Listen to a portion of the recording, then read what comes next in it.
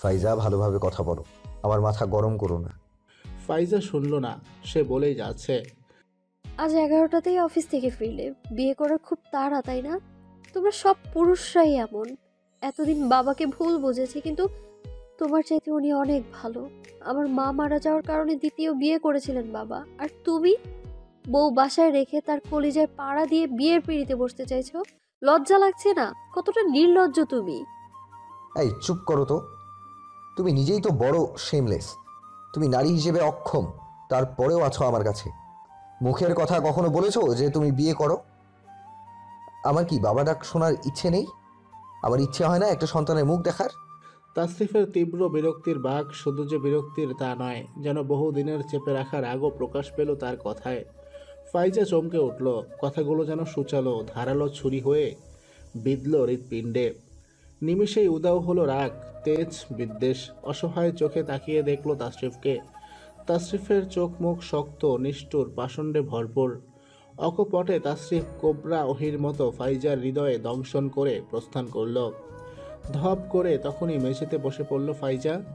সিক্ত চোখের অশ্রু গড়াগড়ি খেতে নেমে পড়েছে গালে। শ্বাস রোধ হওয়ার মতো পরিস্থিতি সৃষ্টি হচ্ছে। মনে হচ্ছে তাসরিফের মুখে নিজের অক্ষমতার কথা শোনার চাইতে ঢের ভালো হতো যদি সে মারা যেত। এক নিদারুণ কঠিন ক্ষেত্রে বন্দী হয়ে গেছে ফাইজা। নারীর জীবনের সবচাইতে অভিশপ্ত অধ্যায়ে আজ তারও নাম লেখা হয়ে যাচ্ছে। কিছু অপরাধ না করেও তাকে মাথা পেতে নিতে হচ্ছে অপবাদ। দেখতে হচ্ছে স্বামীর দ্বিতীয় বিয়ের জন্য উতলা হওয়া মন। ছি, এক বুক ঘৃণা এসে হুট করেই জমা হয়েছে তাসরিফের নামে। কিভাবে পারল তাসরিফ জোহরের পর মায়ের সঙ্গে বেরিয়ে যেতে? তাসরিফের বাবাও কেমন নির্লিপ্ত, চুপচাপ। সকলে একমুখ হয়ে গেছে। ফাইজা ঘরের দরজা বন্ধ করে ডুকরে আসা কান্না থামাতে যাচ্ছে। পারল না সে তাসরিফকে আটকাতে। তার মায়াবদ্ধ চেহারার মায়া ফিকে করে দিয়ে তাসরিফ চলে গেছে। ফাইজা আঁচলে মুখ চেপে ধরল। ভেতর হতে বেরিয়ে আসতে চায় উগ্র কান্না। ছলো ছলো চোখ উপচে দেওয়া জল নিয়ে ফাইজা ব্যাগ গুছিয়ে নিল। এক সারিতে বেরিয়ে পড়ল দরজা ছেড়ে। চৌকাঠ পেরিয়ে বাইরে অবাধ্য ইচ্ছে নাড়া দিল। পিছু টান জোরালো হয়ে ছুঁয়ে যাচ্ছে তাকে। তবে তার একটাই ভাবনা, বন্ধ চোখে বিড়বিড় করে বলা, পিছু ফিরে তাকাবো না আমি। তাকালে এখানেই মারা যাব। এই ঘর, এই ঘরের মানুষের স্মৃতি গেঁথে যাবে আজন্মের জন্য বুকের দেয়ালে। কথাগুলো মুখ থেকে ছুটে আসার কালে ছুটে এলো চোখ থেকে জলও। আটকানো যায় না এই জল, সহ্য হয় না এই দহন। ফাইজার শরীর যেন শতগুণ ভারী হয়ে এলো। পা ওঠাতে চাইলে তীব্র প্রতিবাদ আসে, যেতে চাইলে মনের এক কোণ হতে আওয়াজ আসে, তাকে ছাড়া থাকতে বড্ড কষ্ট হবে। ফাইজা মন শক্ত করার আপ্রাণ চেষ্টা চালালো। এক দৌড়ে বেরিয়ে এলো সে ফ্ল্যাট ছেড়ে। অতপর হুড়মুড় করে নামতে আরম্ভ করলো সিঁড়ি বেয়ে। 3 তলা হতে একেবারে নিচতলায় এসে থামলো। দারোয়ান গেটে দাঁড়িয়ে ফাইজার এরূপ দৃশ্য দেখে ছুটে এলো। ব্যস্ত গলায় শুধালো ফাইজাকে। আম্মা, আপনার কিছু হয়েছে? ফাইজা চেপে গেল কান্না ও বিষয়। রক্তিম চোখ মুখ নিয়ে দারোয়ানের দিকে তাকিয়ে বলল, না চাচা, আমি একটু বাড়ি যাচ্ছি, আপনি গেটটা খুলে দিন। কিন্তু আম্মা, এই ভর দুপুরে এরকম রোদের মধ্যে? ফাইজা কথা বাড়াতে চাইল না। এত সুন্দর করে এই বরকত চাচা আম্মা ডাকে যে তার মায়া হয়। এই বাড়িতে বউ হিসেবে পদার্পণ করার 7 দিনের মাথাতেই একবার হারিয়ে গিয়েছিল ফাইজা। গ্রাম থেকে এসে শহরের অলিগলির ভিড়ে রাস্তা হারিয়ে ফেলেছিল তারই বোকামির কারণে। একদিন ভরা সাজে তার ইচ্ছে হয়েছিল এ বাড়ি ছেড়ে চলে যাওয়ার।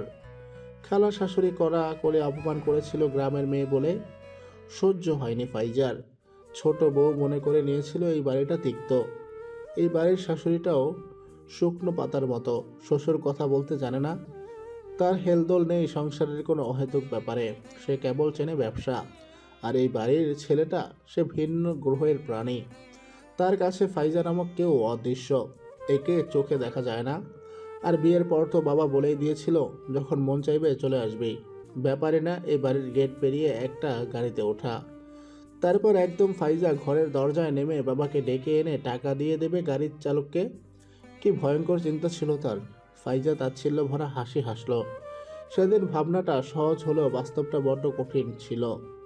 গেটে এসে বরকত চাচার কাছে শুনলো এভাবে দূরের পথ পাড়ি দেওয়া যায় না, টিকিট কাটা বাঞ্ছনীয়। ফাইজা তখন বরকত চাচাকে এনিয়ে বিনিয়ে বলে টিকিটের ব্যবস্থা করে নিয়েছিল, কিন্তু যাওয়া হয়নি। ফোন করে বসে তাশরিফ, তার বাচ্চা দেখতে একটা বউ নাকি হারিয়ে গিয়েছে। গেট থেকে বেরোতে দেখেছে কিনা বরকত চাচা এমন প্রশ্ন করে। তারপর ফাইজার ফিরে যেতে হয় ঘরে। বরকত চাচা পূর্বে না চিনলেও তাশরিফের বর্ণনায় তখন চিনে গিয়েছিল ফাইজাকে। চাচা, আজকে আমি হারিয়ে যাব না। আপনি যে কাউন্টারে নিয়ে গিয়েছিলেন ওখান থেকে আগে টিকিট কাটবো, তারপর বাড়ি যাব। চিন্তা করবেন না। কিন্তু আম্মা পারবেন আপনি? সবসময় তো আসিফ ভাইয়া নিয়ে যায় আপনাকে, একা তো কখনো যেতে দেখিনি। ফাইজা হাসলো, নরম সুরে বলল, পারতে তো হবে। অন্যের উপর আর কতদিন নির্ভর করে চলা যায় বলুন? বরকত চাচা ফাইজার কথার মর্মার্থ বুঝলেন না। তিনি ফ্যাল করে তাকিয়ে রইলেন এই মেয়েটার দিকে। চোখ মুখ প্রমাণ দেয় মেয়েটা বাঁধ ভাঙা কান্নায় জড়িয়েছিল একটু আগে। ফাইজা এড়িয়ে গেল বরকত চাচার চাহনি। দ্রুত সে পা বাড়ালো গেটের দিকে। এখন না গেলে আর যাওয়া হবে না, বেশ কষ্ট হবে বাড়ি ছাড়তে। না বরকত চাচা যেতে দেবেন, আর না তাশরিফের মা। হয়তো আবারও জোরাজুরি করবে ডিভোর্স পেপারে সই করার জন্য। তবে কিভাবে সম্ভব ওই পেপারে সাইন করা? হাত কাঁপে ফাইজার। সে তাশরিফকে কথা দিয়ে এসেছে, ফিরে আসবে না সে, ঝঞ্ঝাট হবে না তার নতুন সংসারে। ফাইজা ভাবনার মাঝে ডেকে নিল একটা রিক্সা, উঠে বসলো তাতে। হাতের পার্সে দৃষ্টি রাখলো। কিছু টাকা 1 মাস পূর্বেই তাশরিফ তাকে দিয়েছিল। মাঝে মাঝে এমন করেই 1000-10 টাকা ফাইজার হাতে ধরিয়ে দিত সে। ফাইজা ফোঁস করে একটা নিঃশ্বাস ছাড়লো। চলন্ত রিকশায় বসে দৃষ্টি রাখলো অজানায়। ঘর থেকে ব্যাগ গুছিয়ে চলে আসার পূর্বে একটা চিরকুট লিখে ফাইজা রেখে এসেছে টেবিল ল্যাম্পের ওপর। চিরকুটের কথা ভাবতে গিয়েই চোখ সিক্ত হলো পুনরায়। ফাইজার চোখে ভেসে উঠল চিরকুটটা। কত যত্নেই না সে লিখে এসেছে। ডক্টর যদি নিজেই চায় রোগীকে মেরে ফেলতে, তবে রোগীর বেঁচে থাকার শখটা হয়ে ওঠে তখন বিলাসিতা। তুমি আমার মানসিক ডক্টর ছিলে। তোমার কথায় আমি হাসতে বাধ্য হই, তোমার কথায় আমি কাঁদতেও বাধ্য হই। আমি এমন এক রোগী যে জেনে গিয়েছি আমার ডক্টর আমায় মেরে ফেলতে চায়, তবুও পান করে গেলাম চুপচাপ কিছুদিন তার দেওয়া ঔষধ রূপের অবহেলা। শেষ মুহূর্তে এসে আমি সত্যি মৃত ডক্টর, মরে গেলাম আমি। তুমি আমায় মেরে ফেললে। আমার আকাশ সম বিশ্বাস এক পলকে ভেঙে দিয়ে পর পর 2বার বলে চলে যাও। আমি যাচ্ছি। আমি তো সন্তান দিতে পারবো না, আমি বরং চলেই যাই। তুমি সুখী হও, নতুন সংসার করো। আমি আর ফিরে আসবো না, ভয় পাবে না মোটেও। শুধু আল্লাহর কাছে বলে দিও তুমি বিয়ে করে অন্য নারীকে ছুঁয়ে দেখার পূর্বে যেন আমি কাফন ছুঁয়ে ফেলি। কখনো তাশরিফের ভালোবাসার বেরি ভেঙে শাসন ডিঙিয়ে এভাবে একা বেরোনো হয়নি ফাইজার। রিক্সা চকল নামিয়ে দিয়েছে রেল স্টেশনে। বুকে দূর ভাব, চোখে কান্নার তাজা ছাপ। এহেন দশায় ফাইজা টিকিট কাউন্টার হতে টিকিট কাটল। বাস হলে বড্ড ভালো হতো কিনা কথা বোঝেও না ফাইজা, আর অনুমানও করতে পারছে না। চট্টগ্রাম থেকে সিলেটে কখনো বাসে বা ট্রেনে করে যাওয়া হয়নি।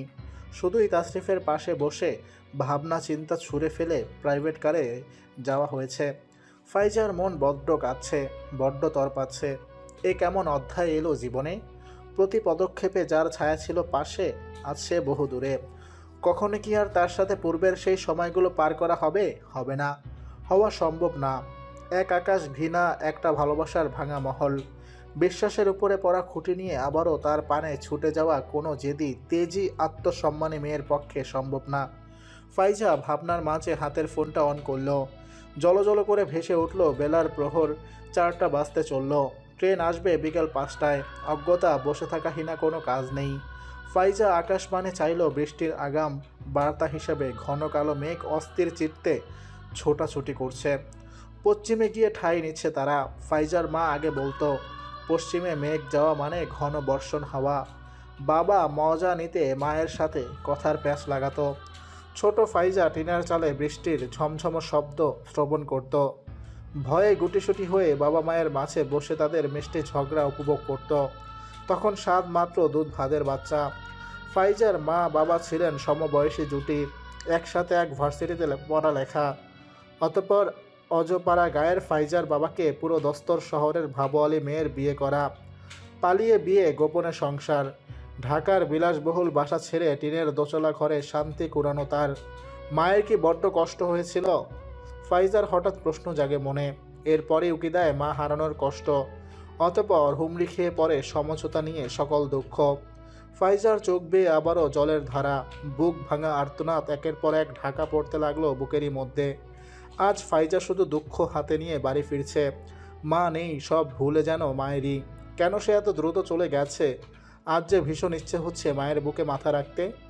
ফাইজার যে একটা আসন দরকার, মা নামক আসন, যে আসনের বুকের মাঝে গুটিসুটি হয়ে বসে হাউমাউ করে কাঁদা দরকার, অভিযোগ দরকার, প্রশ্ন তোলা দরকার, বলা দরকার।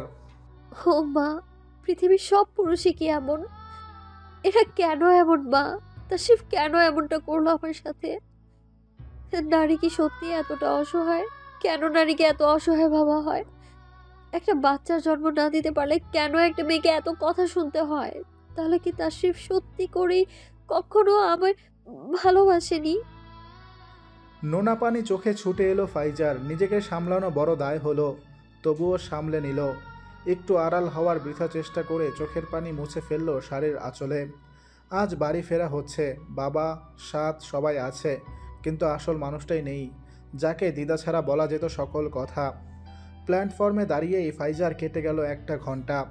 ট্রেনের আগমন হলে উঠে পড়ল ফাইজা। তার আসন খুঁজে বসে পড়ে প্রথমেই ফোন করলো ভাইটার কাছে। পৌঁছাতে পৌঁছাতে গাঢ় রাতের বিস্তার থাকবে। গ্রামের শুনশানো পথ ধরে বেশ খানিকটা হাঁটলে তবেই পাওয়া যাবে বাড়ি। এই যে শুনতে পাচ্ছেন?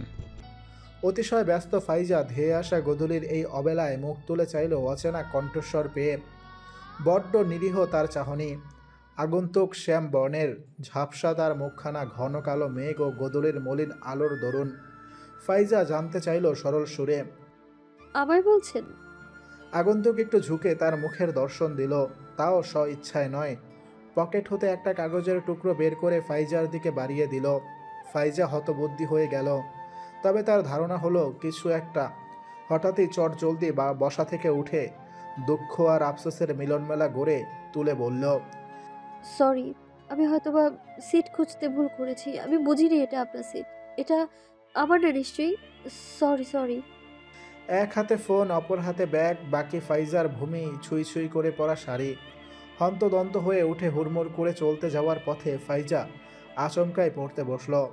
তবে তৎক্ষণাৎ সামলাতে গেল নিজেকে, সামলে নিল বটে, তবে ছুটে গেল তার হাত থেকে ফোন। এলোমেলো মনে আঘাতপ্রাপ্ত ফাইজা যেন সত্যিই বড় হয়ে গেছে ছন্ন ছাড়া। কাব্য তড়িৎ গতিতে বাঁচিয়ে নিল ফোন। তার বড্ড শখের জিনিস এই ফোন, হোক নিজের বা অন্যের। এর ক্ষয় ব্যথা কাব্যর হার্টের অসুখ বাদিয়ে ছাড়তে পারে। আপনি ঠিক আছেন? বিরক্তিকর ছিটেফোঁটা সহিত শুধানো বাক্য। ফাইজা নত দৃষ্টিতে নিজেকে নিয়ে ব্যস্ত হয়ে বলল। হ্যাঁ। কাব্য পূর্ণ দৃষ্টিতে একবার পরখ করল ফাইজাকে। ধারণা হলো ফাইজা দেখতেও বোকা বোকা, চলনেও বোকা, কথাতেও বোকা। মোট কথা সুন্দরী মেয়েরা যে বোকা তার উৎকৃষ্ট উদাহরণ হলো ফাইজা। আপনি বসা থেকে উঠে পড়লেন কেন? ফাইজার এবার যেন একটু টনক নড়ল। এ কেমন প্রশ্ন করলো মানুষটা? ওটা আপনার সিট, তাই আমি। কে বললো ওটা আমার সিট? ফাইজা অবাক হলো। চোখের দৃষ্টিতে নেমে এলো অবুঝ ভাব, আবার খানিকটা রাগ, বিরক্তিও জড়ো হলো মনে। আপনার সিট না হলে বিরক্ত করলেন কেন আমায়? বেশ জোরালো কণ্ঠ ফাইজার। ছেলেটা কি মজা নিচ্ছে তার সাথে? অপরিচিত এক মেয়েকে একা পেয়ে ঠাট্টা করতে এসেছে।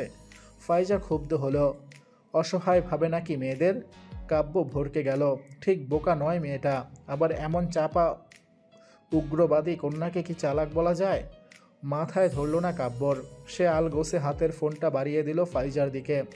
তার বন্ধু আদ্র বলেছিল নারীর সাথে ঝামেলায় জড়াতে নেই। নারী মানে 2 লাইন বেশি বোঝার ব্যাপার স্যাপার, বাঁকা স্বভাবের কারবার। কাব্য পিছু হটল। থাক, এ নারী একাই থাক। তার পূরণ হয়ে গেছে জানালার পাশে বসার স্বাদ। এমনকি ইচ্ছে হারিয়ে গেছে এই নারীর পাশের সিটে বসে ঘন্টা চারেকের রাস্তা পাড়ি দেওয়ার।